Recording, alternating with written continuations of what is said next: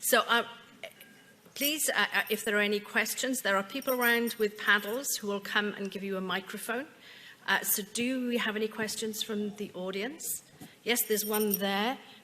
Paddle number 4. Hi, I am Bodhain. I have a question about multimorbidity. We saw a really nice presentation on multimorbidity, and I have been working on multimorbidity in my PhD. So my question is more of a philosophical one. The idea of multimorbidity, which I see, is making people realize that rather than going to index disease condition and comorbidity, let's see all the disease together. So, but the way the research I saw is being done is like segregating only the cohort of, say, for example, Alzheimer's disease or dementia, and then seeing the effects of multimorbidity. Isn't that makes it research more on a basis of index disease and comorbidity rather than seeing the whole disease? And if so, what should be the way forward for the multimorbidity research philosophically? I'm going to ask David to answer Thank that you. one. There's a tension, isn't there, between lumping things together and splitting it out and chasing ever finer degrees of precision. I think some of the analytic approaches that we've traditionally used are ill-suited to looking at multiple outcomes and a complex range of risk factors or multimorbid conditions. I think though that contemporary machine learning approaches like multitask learning might be useful to start to unpick that. We can also use unsupervised machine learning approaches to look at how the data clusters together and then focus in more on these clusters. So I do acknowledge your point, and I think a limitation of the frailty index approach is that you're equally weighting conditions, and I don't think that's probably optimal for the prediction of specific dementias or all-cause dementia as the kind of catch-all term. So we probably need a combination of approaches to get us closer to what you're after. Thank you. Paul? Yeah. I'll just add a quick word that although we heard a lot of exciting science today, I think what your question highlights is that we're only scratching the surface. We're looking at the most straightforward things, how a disease interacts with comorbidities. There is a real opportunity for you and people like you to go in and really transform the way the data is used. And that's the exciting challenge. So, we're all interested in seeing what can be done with this data and also learning what you think is needed to do the best things. Okay. Thank you. Any other questions? Paddle 4. Thank you for informative session. So my question is, you told about repeat imaging. If we conduct imaging several times, it gives better result. So as an outcome, what do you think? I mean, how many times we can do the repetition and then we will get the best result? So it's an interesting question. I mean, it's a little bit like the question I used to ask Rory many years ago, which is, how do you justify the size of UK Biobank? And Rory's answer was always, it's as big as we can possibly make it. And I think this comes to longitudinal measures. In general, because we are changing over time and the directions in which we are changing are manifest more obviously the longer the time intervals, the more measurements we have, the better those trajectories can be defined. I think we're only limited by practicalities, and of course, it's important to recognize that the volunteers in UK Biobank are giving an enormous amount to come to these 4.5-hour sessions. And so we also have to recognize that there are limits even to the altruism of this extraordinary group of people. But yes, no, we would like to have a third imaging time point later, and to continue through life to the point at which people may have to leave the study for death or other reasons. Can I add mathematically? So you need 2 points to have a linear trend to identify, and at least 3 points to see non-linear, and then we'll take it forward. Julie, I wonder if I might also make a comment here, which Yeah. is that the very nature of the illness is dynamic. What we understand now to be Alzheimer's disease is very different to the nature of the illness that was being diagnosed 15 years ago, and that's an evolving process.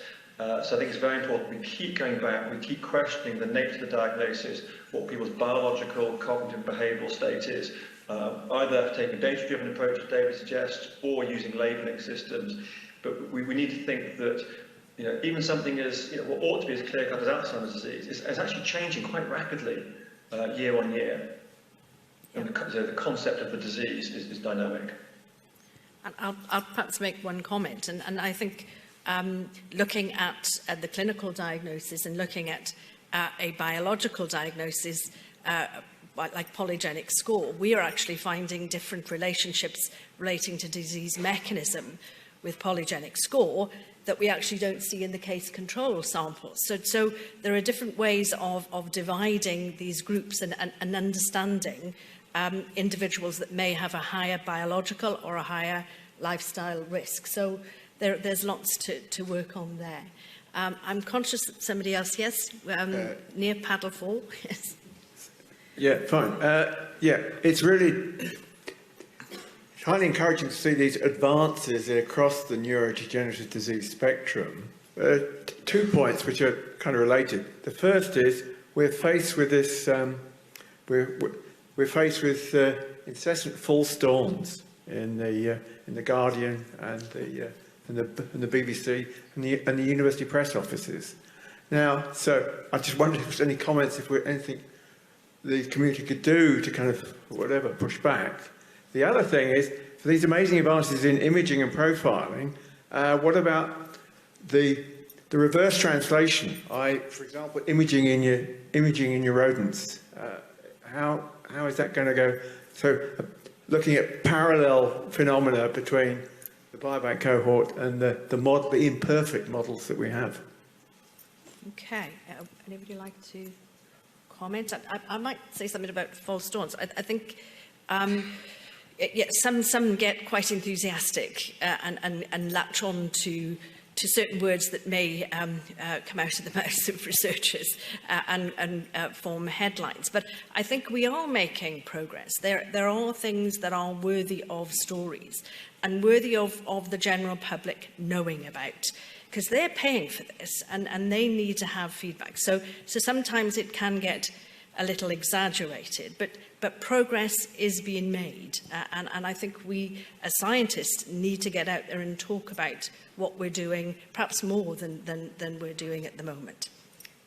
Paul? Yeah, I'll just endorse that. I mean, we all need, as scientists, to speak to the community, and the community needs to feel empowered to speak to scientists and to ask them the questions and to help put it in perspective, because we're not in the business of selling newspapers, we're in the business of communicating the science. Yeah, but to touch on your question about reverse translation one of the exciting things about so many of the measures in UK Biobank, whether they're genetic, proteomic, lipidomic, or imaging, is that one can begin to study disease processes in preclinical models where it's appropriate to ask the questions and carry the same measures over. So all of these imaging measures that are being done have clear protocols associated with them that everyone in the community can download. And so they can see exactly what the parameters were that were being used, and they can, to the extent that they wish, reproduce those in the ways that it's possible to do so in a preclinical experiment. Okay. Any other comments? Nope. Okay. There are a few here. One at the front, one midway, if I can see. 4, and there's one at the Hi, paddle my 4. name is Lee. I'm from the charity Action Against Age-Related Macular Degeneration. So very interesting to see OCTs included in the imaging. So my question will be actually an amalgamation of two of your talks, so Paul and James. Of the 60,000 people who will have this in-depth multi-imaging modality, how did you select those? I'm very interested in whether we can go down the route of James in getting as much pre-diagnosis, pre-manifestation disease data as possible, so we can see whether we can find those earlier markers of disease, which can also, one, help many of the perhaps clinical trials, but also perhaps even stratify better the patient into those trials. So back to you. James. Yeah, thank you. It's a superb question. I think this is, again, speaks to the ambition and the long-term commitment inherent in Biobank. The data I presented were based on assessments made between 2006 and 2010, long before the imaging component had been funded and matured and implemented. We now begin a second phase of waiting. Those who have had imaging over the last year or two will, over the next few years, possibly only a small number of years, start to declare their disease processes as symptomatic Alzheimer's, Parkinson's, or the rarer dementias. So there has been an offset in those imaging markers and the the markers I showed of preclinical behaviour and cognition. But the principle is the same. It's the scale and the ambition and the inclusivity of Biobank, making it as big as possible, as inclusive as possible, and as longitudinal as the participants are willing to bear. The principle will be that we can soon look at the imaging antecedents of disease. That will be very exciting because we can then start to think in terms of the biological substrates, the neural substrates of disease, linking to preclinical models from the previous question, and some of the more disease-specific studies that have been going on, whether it's like Anthony or Jennifer or Diane. So this becomes a rich and richer data set, even over the next 5 and 8 years. Thank you. And on a practical aspect, there were 4 assessment centres set up across the country in the north and the south, and volunteers were sought from the UK Biobank population if they lived within a reasonable distance, it was defined in specific ways, of any one of these assessment centres. So they weren't selected in a specific way. Thank you. Okay, paddle 2, we have a question there. Thanks. I have a couple of questions from the online forum, actually. One of which is, what methods are good for assessing mild cognitive impairment in the UK Biobank cohort? And can you come back to me for the second? Should we just take the first and then MCI, assessing MCI in Biobank? Would anybody like to comment on that? James? Yeah, like I said, MCI is quite a controversial term because it means different things to different people. One level, it's a straightforward description. Is it mild cognitive impairments beyond the normal range, but not yet dysfunctionally disabling? It sounds that it ought to be simple. In healthcare systems, for some people, it's come to mean a state of diagnostic uncertainty. We're not sure what's happening, let's keep it under review for a year or two. For others, it's used in a more technical sense of mild cognitive impairment as a disease where other causes have been excluded. You might take it to a third level, linking to other data in Biobank, such as the blood data to prove it is mild cognitive impairment due to the presence of Alzheimer's disease, the biological process in that person's system. So it is a very controversial term, and we're very mindful that across the healthcare records in primary secondary care, it may have meant different things to the person putting the diagnosis and recording it. That said, because of the scale of Biobank, there's a lot of tolerance to this either misdiagnosis or mixed diagnosis within the term, and also we have a chance to triangulate between the health records, imaging and omics data to try and say, well, for any given participant, what do we actually mean? What do we actually think they have cognitively, biologically, clinically? So it's not a diagnosis to take at face value and stop thinking, but it is a start because of its enrichment for those who have latent or early phases of Alzheimer's and other dementias. Okay. Is there a second question from Paddle 2? If not, there's somebody in the middle here. There is. Yep. It was what common themes emerge in methodologies that are most effective in impacting the accuracy of polygenic risk scores? Valentina, do you want to?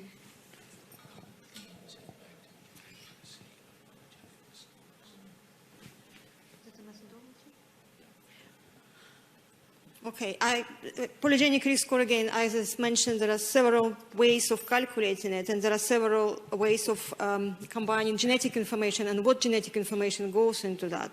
So, as if it's a whole genome, I believe that in dementia, it will not be as predictive as specific polygenic risk scores defined to capture a particular biological process. For example, microglial networks polygenic risk score that will find specific type of or subtypes of dementia or even Alzheimer's disease. So I think in order to increase the accuracy of prediction by polygenic risk scores, we need to first think about what are we predicting, if it's a particular subtype of dementia, Alzheimer's disease or whatever, and also what do we want to do with that prediction, if you like. If we want to select people for trials, for clinical trials, we might want to predict fast progressors, or we might want to predict those who develop disease early, or early onset of disease. So it depends what do we want to predict, and then I can tell you how should we predict it, if that answers your question. Okay, I'll make one comment on that. Polygenic risk score can have actual clinical utility if you have something that a treatment, and we have a potential treatment, but this very first step towards that. But if you look to the future, you may want to select out those individuals in their 40s, 50s, 60s on the basis of polygenic score, and then go on to do other forms of measurement that, I'm not talking about validation so much as then identifying with more accuracy that these people are in the early, very, very early stages of disease, because those are the ones we don't understand. We don't understand what happens 10, 20 years before you get the diagnosis. And this, I think, is a major asset for Biobank. This could help us identify these people and learn a lot more about those over the coming years. So I think there are different ways you can use, and Valentina is right, it depends what question you're asking of the data. If it's pure diagnosis on its own, you need other things. But those are the extremes. We can really use that information, and hopefully once we get treatments, we will be able to use that quite quickly. Okay, I'm conscious there's somebody in the middle. Yes, number 2, thank you. Thank you very much. I'm Ham. I'm a final year DPhil student, so I'm really asking for the future. So there seems to be a convergent thing about the kind of longitudinal aspect of our measurements and our diagnosis. I'm thinking about the kind of the future where we really have things like wearable devices, where they have high frequent and longitudinal data available for almost a large proportion of the population. Is there any way, how would that data be beneficial for kind of the things that we've talked about with dementia diagnosis or prognosis? And if so, is it possible for just a small number of individuals we're able to link that sort of kind of data available and to be part of the Biobank or other studies? Okay, who would like to? David? Well, digital data and wearables has enormous potential for the detection of very subtle behavioural change. And our existing cognitive assessments take you a few years before the onset of the diagnosis. I think the hope is that it will take us even earlier. And I think that is the realistic prospect. There's a lot of interest in the technologies that people already use, and smartphones and smartwatches would be the best examples of those, I think. But there are other technologies, like wearable accelerometry and so on. lots of software can be added to phones and so on. So it's an emerging field. It feels a bit like the Wild West sometimes, but there definitely should be signal there, which might help to explain the lag between the accumulation of pathology and the apparent onset of clinically relevant symptoms. It probably is just that the symptoms are subtler the earlier you go, and I think that's where it may come into its own. In the late stages, I don't think it's going to be particularly useful, to be honest, because everything's so obvious then anyway that it's probably drowned out by things that we already know about those biobank participants. But the idea of going even into what we would probably currently call the pre-symptomatic stage, that we can probably push that boundary back further and further from the point of diagnosis or the onset of the condition itself. Maybe I can also add here that it's not only portable devices and technology to measure, quite often when all these time points, but also a mathematical methodology is there to pick up even small changes. And it doesn't matter if it changes the trend, or if it changes the amplitude of whatever moves, or if it changes the noise. Even sometimes signal is coming from the noise. And the mathematics is there. Please give us data and we will sort it out for you. Okay. It's true. Sorry. Can I just add as well? Because I think yes, James. the data I showed was things as crude as a 3 or 4 minute assessment of reaction times and grip strength were giving signals, several years before symptoms and many years before diagnosis. So you're right that if we think about the high-frequency sampling, the richness of data that how we use our phones and keyboards, I would expect to be able to push that back by several years. It won't, I don't think, be disease-specific, but it might allow people to be flagged up to then come forward for further assessment to think about more specific prodromal disease and routes into preventative treatments. Okay, thank you. Paddle 3, please. Yeah, my question is for James. In terms of understanding the preclinical, the prodromal phase of these dementias, is there a plan or an interest to look at, the high risk and low risk groups in the context of personalized medicine that we're in? For the future work. Yeah, very much so. And that's one of the challenges. So if we want to look at risk, you need to have some way of identifying people before symptoms. They are at risk of the disease, but not yet symptomatic. And as I touched on, there's a number of ways you can do that with screening populations by polygenic risk scores, or you could do blood spot screening or some omics marker. But this approach doesn't really work well for the non-genetics rare diseases, where the prior probability is so low. So we proposed that based on what we knew about other diseases, Alzheimer's, Parkinson's, frontotemporal dementia with genetic causes, we know that there are signals of disease 10, 20, 30 years before symptoms. We didn't know that for PSP, and so the reason we're so excited is we have got this clear evidence to show what we believe, that this is a very long process that begins long before symptoms emerge, and that opens up the opportunity to get in and treat if you can identify people at risk. Now, we don't have robust polygenic risks for PSP, we do for Alzheimer's, they're moderate for Parkinson's, but for some diseases like PSP, that approach is just too difficult at the moment. Hence the simple behavioural measures and the informatics approaches that the last question brought up with digital technologies. All of this will be about pushing back that signals of disease earlier and earlier so that we can stratify or tailor individual treatments, particularly preventative treatments. Thank you. Okay, and number 4, please. This is a question for the panel at large. One of the biggest gaps in the dementia literature is a disease progression cohort. Given the depth and the breadth of Biobank, what do you think is the potential for Biobank to provide this? Who would like to take that first? James, do you want to have a go at that?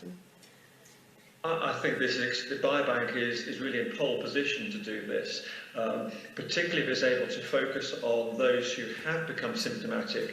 Can they be brought back selectively rather than non-selective recall? Can they be studied with perhaps particular dementia-focused assessments by whichever modality is affordable, coming back to Paul's comment about making it as big as possible. I think it would be ideally positioned. There are 10 to 20,000 people with neurodegenerative diseases, either the MCI or frank dementia stages. And these have been in Biobank with antecedent data, and they're in contact with Biobank. So if funding and other measures willing, I think it'd be a superb opportunity to look longitudinally at very large scale, much larger than one might do with the new de novo disease-specific cohort. I think handling the data, making that data both accessible, thinking about the scale of the data will need, I think, special resources. I think that was John Gallagher's, I think it was your voice I heard. Yes, it was John. And obviously, linking the Biobank data to other cohorts of disease would also be very powerful. DP UK would be ideally placed to help that linkage between the Biobank and other disease cohorts. Okay, Paul, do you want to make? So, John, it's of course it's a really good question. I just wanted to raise the issue. If people know that they have dementia and they volunteer to be followed by UK Biobank, and there is a program set up to follow them, it seems in principle perfectly agreeable. But the key issue is that this development of this would demand really close engagement with the people who are participating in UK Biobank and those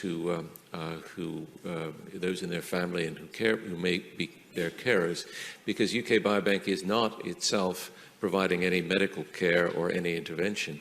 And how people would like this to be managed in UK Biobank for the benefit of future generations is something that the people participating in UK Biobank who drive it need to help provide a voice to lead in.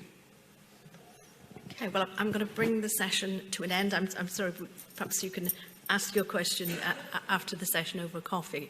I think this has been a fascinating session. I think it's clear that Biobank have contributed considerably to our understanding of the complexities of forms of dementia and neurodegeneration, and there are some exciting things that it can do in the future. So watch this space. Thank you very much.